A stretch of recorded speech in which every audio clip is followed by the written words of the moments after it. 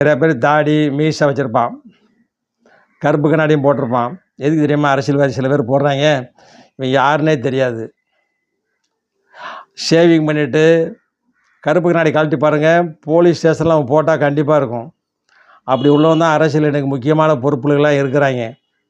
அரசியல் கேடிகள் தான் பெரும்பாலும் இன்றைக்கி பார்த்திங்கன்னா தாடி மீசை ஒரு கண்ணாடியை போட்டுக்கிடுவான், மாறு வேஷம் மாதிரி. சின்ன பரு வச்சா மாறு வேஷமா அந்த மாதிரி போட்டுட்ருக்காங்க. கருப்பு கண்ணாடி இதுக்கு முதல் வீடியோவில் போட்டிருப்பேன், அதான் கழட்டிட்டேன்.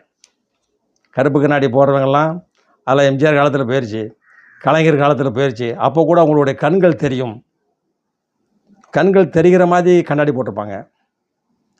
அவங்கள மாதிரி யாருங்க வர முடியும்? ஒரு கலைஞர் மாதிரி, ஒரு எம்ஜிஆர் மாதிரி, ஒரு அண்ணா மாதிரி யாருமே இப்போ வர முடியாதுங்க. ஜெயலலிதா அம்மையார் அவர்கள் அரசியலில் தோற்று விட்டார்கள்.